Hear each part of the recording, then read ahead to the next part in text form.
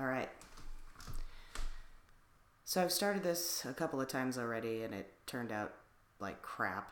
So I deleted it and started it over, and then just thought, fuck it, I'm just gonna wing it, and here we go. And however this turns out is how it turns out, and that's what's gonna go up, because I don't have all day. So what I was thinking about tonight is that it is time for my third shot. And in my previous couple of videos, I had mentioned being an animal control officer and my subsequent familiarity with needles and gauges and syringes and all of that kind of thing. Here's the thing. So many people think that animal control officers don't care, that we don't love animals, that we must be cold-hearted and cruel if we euthanize them, or as some people like to say, murder them. If we clean up the mess, we don't give a shit. That's really frustrating, and it's really disheartening, and it makes it just hard to get through the day sometimes. So yeah, I've killed, I don't even know how many kittens by now. Kittens are the thing. I mean, we have to euthanize a little bit of everything, but underage kittens, that's the worst. It's the most voluminous. It's just what comes up all the time. And kittens are my thing, you know? I mean, I love animals. I love possums. As far as wildlife goes, possums are my favorite. I love dogs. I don't necessarily want to cuddle a hawk, or better yet, a rattlesnake, but I have respect for those animals, and if there's some way I can save them, I will do what I can. Rely on the people that I can in order for that to happen, but kittens are my thing, and I kill them all the time, and I hate it, and it breaks my heart, and it wears on my soul like sandpaper. And it seems, I know that this doesn't, what does this have to do with a testosterone shot? I mean, seriously. So, I put a needle in my leg, big deal, right? The needles I use on kittens are smaller. It's, on the surface, easier, right? But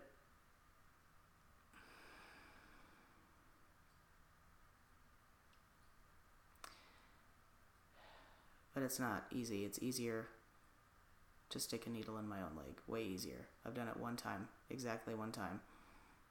And it wasn't nearly as bad as I thought. And it was still easier than the kittens. And the reason that I bring this up, one, hopefully, so that if people are wondering about animal control officers and whether we care, you probably didn't come here looking for this information, but since you're here, I'm going to give it to you. We do. And two, to just go ahead and give myself the shot right here, second one, not practiced at it, whatever, but I'd rather do this 1,000 times over than have to do it to a kitten one more time. So, let's get started. This may be a little awkward because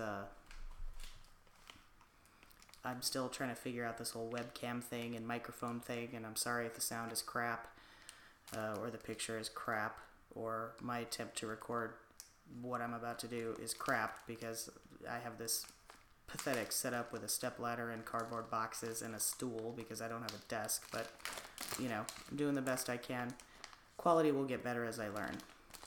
Anyway, yeah, here it is. This is the 22 gauge, 1.5 inch needle. That goes in my leg. I'm going to just put the cap on real quick here and kind of get started. So I have some alcohol prep pads. I think this is the part where, alright, well, here, I'll adjust the camera when we get to this. But, here, I'll start. Here's the bottle of testosterone. Just wipe off the top with an alcohol prep pad. Safety first, you know. Let's be clean about things. Just FYI, my original dosage, my doctor told me to start off with 100 milligrams or 1 cc. I'm more familiar or tend to work with cc's or think of it in those terms. It's exactly the same thing. And to note my mood and changes or anything, and if that was fine, I could go up to 150. I haven't really noticed anything different, not really, and any differences that I've noticed, it's really difficult to tell what they can be attributed to, because my mood was pretty good before I even started on testosterone, just knowing it was going to happen. So I'm going to go ahead and go up to 150 today. Funny thing, she said, oh, fill the syringe with air. Whatever dosage you're going to do, fill it. Yep, I know that. And I know that sounds, I wasn't resentful that she was telling me that. I was just thinking, yep, I know that. And what I'm resentful of is the reason that I know it is because this is what I have to do at work every day with an entirely different chemical or substance and for an entirely different reason. Yep.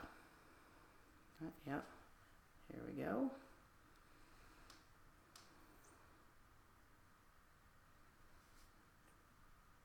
Not much is happening here. What's going on? Ah, there we go. Guess I had the needle in too far.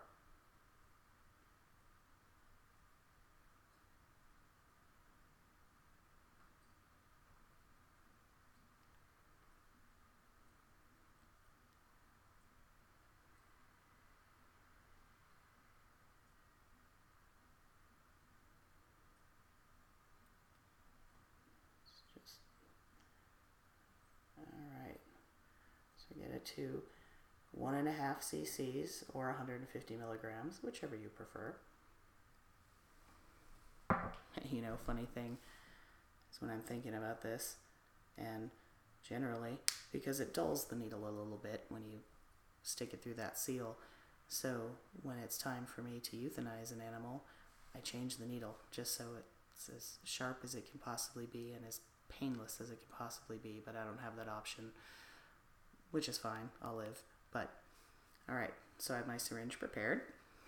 Let's get another alcohol prep pad. And this is the part where I'm going to do my best with the camera. Sorry if it sucks. Let's see here. I don't know if you can...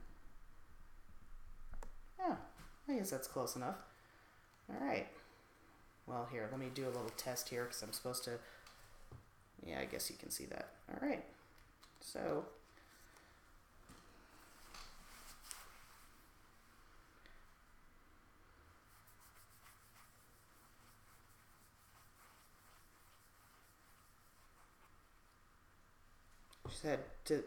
originally she said to stand up, tense my thigh, and grab the large part of the muscle and kind of do this, but I don't need to stand up and tense my thigh because I know where it is. So, there, got that all wiped off.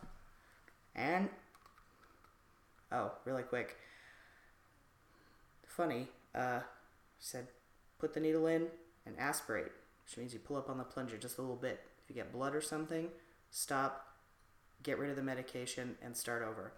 I know all about aspirating, because when it comes to euthanizing animals, if you're doing it intravenously, you pull back on the plunger a little bit, see if you get blood, and if you do, you're good to go. If you're doing it through the abdominal cavity, intraperitoneal is what it's called. If you get blood, that's also, you're fine. If you get air bubbles, or you get white something, you're in the wrong place and you have to start over and do it again. So when she's telling me all of these things, I'm flashing back to work, almost like a post-traumatic stress thing. But anyway, here we go. Get rid of the cap. And, oh, there. Let me just get my leg as relaxed as possible. Needle all the way in to the syringe. Pull back a little bit. Everything looks fine. Slowly inject it.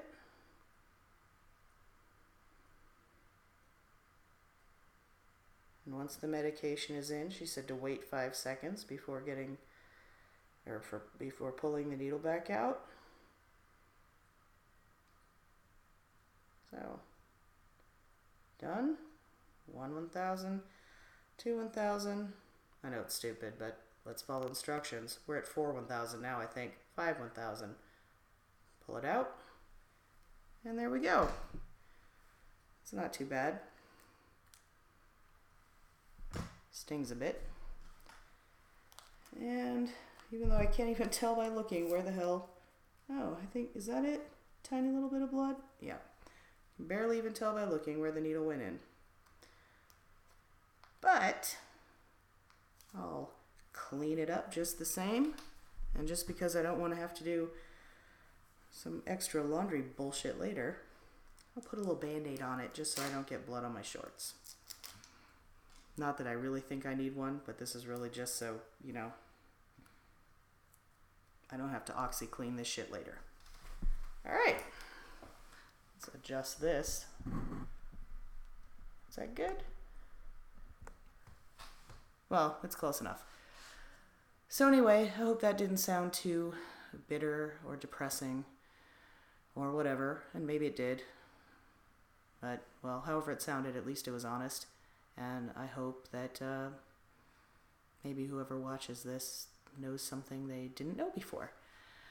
But regardless, I thank anyone who watched this video for being with me for my third shot and for listening to what I have to say.